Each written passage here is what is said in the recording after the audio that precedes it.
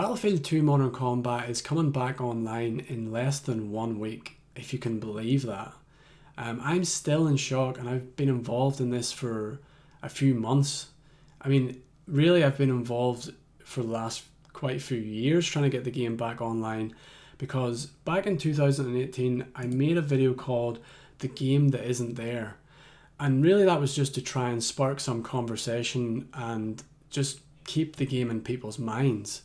So you've no idea how happy it makes me that I actually was personally involved in getting this game back online in the last few months. And it's just a privilege for me to be able to actually share this information with you. Before I go into any more detail in this video, I'm just going to quickly point you to the Battlefield Veterans Discord page, where you'll find the latest information. Over the next few days, we'll post more and more information about how to join, things like that. The date we're aiming to actually get the servers online to the public is the 12th of May 2023, so less than a week's time. We're aiming for a Friday, and we're trying to get as many people online on that first day as possible, just to really test the servers out and things like that. I'm just going to pop up some footage. Like I said, I've been involved in the last couple of months, me and Omega. So let me just get some B-roll footage here from us testing it. Let me just swipe back. So like I said, over the last couple of months, it's just been me and Omega has been working on this.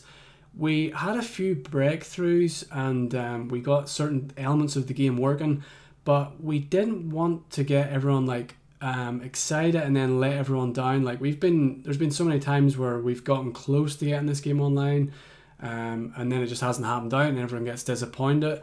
So we didn't want to share anything too early until we knew that we could actually get something that we could both join each other and play an actual match. And that's what we've been able to do recently. So this is some footage just captured, just so we're testing things out, the game's logic. The game modes all work, the maps all work, insofar as this is the PlayStation 2 version that we've got running. So some of you may not know this, but there's a few levels missing on the PlayStation 2 that were DLC that only came to the Xbox, for example. But that original PS2 experience is there for the most part. With that said, what we've achieved is not perfect. Some functionality isn't there, and a lot of it's to do with GameSpy, or in our case it's OpenSpy we're connecting to.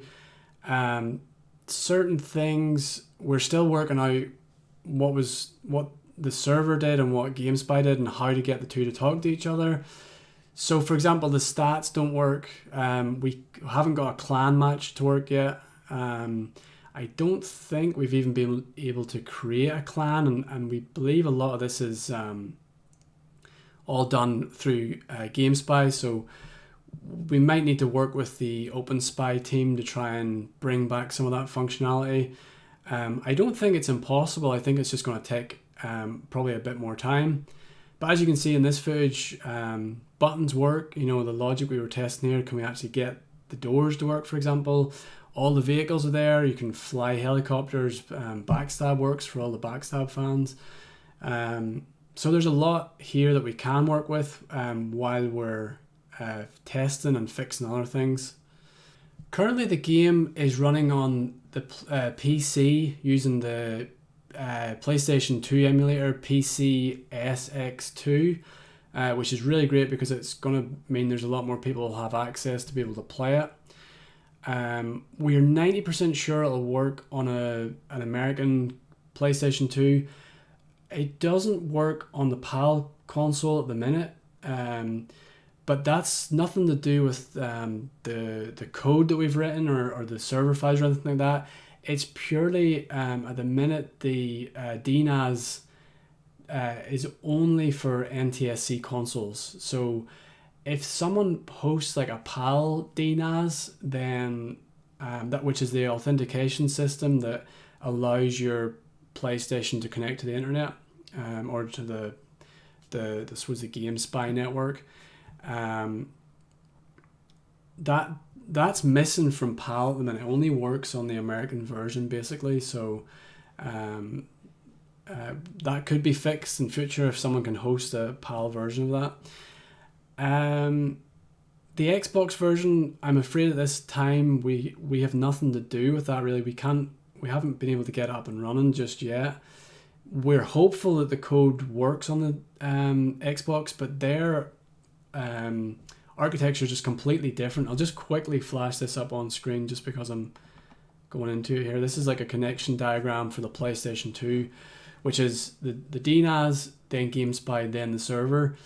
Xbox is entirely different system, and I'm actually not entirely sure what the Xbox version looks like, but it doesn't use GameSpy in the same way that the PS2 used GameSpy, and DNAS is a PlayStation thing. So potentially some of our code can be used in the Xbox, but that's just down the line, unfortunately, at this stage.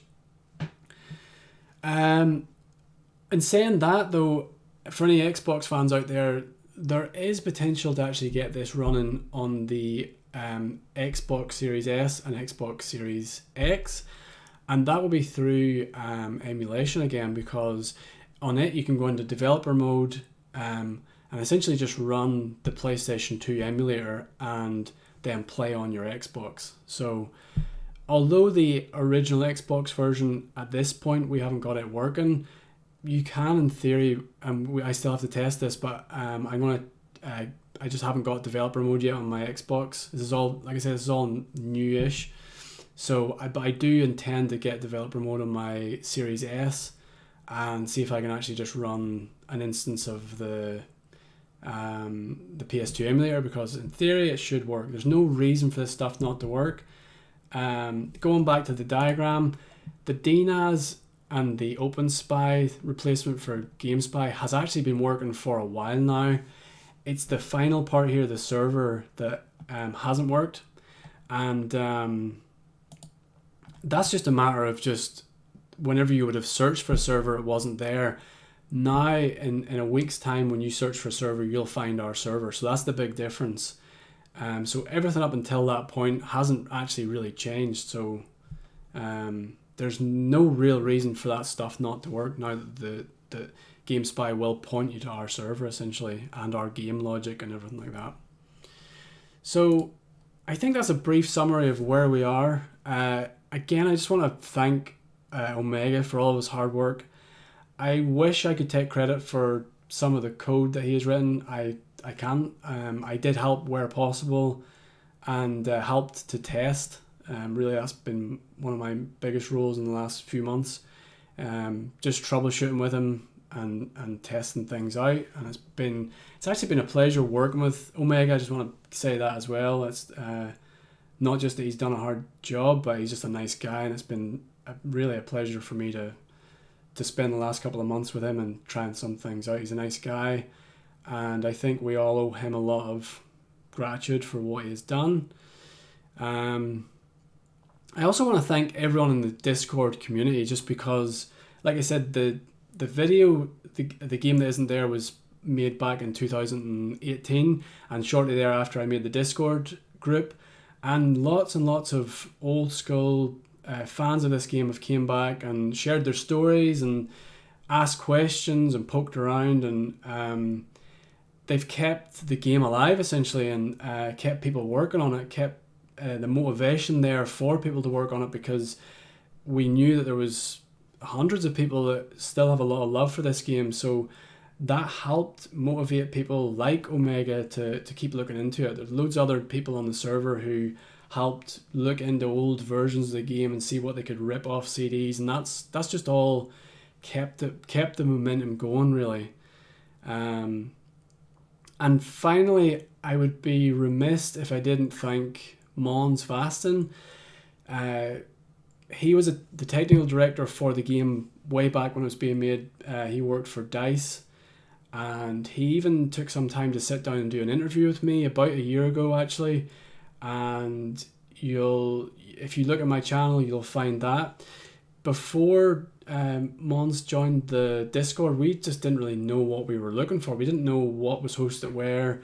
So really his insights into the game has led to us understanding that the server actually hosts the logic for the game. We didn't know that before. We didn't know what was on the disk and how the game was read. So all of those insights and more just helped us to work on the code and just understand and appreciate the architecture of certainly the PlayStation 2. I don't know if Måns was as involved in the Xbox. I think that was handled by someone else, or it was like ported to the Xbox by a different team or something, but I'm sure he would know more about it than we would. But it's just been great to have him in the Discord server and be able to interview him, and his answers to the questions helped us.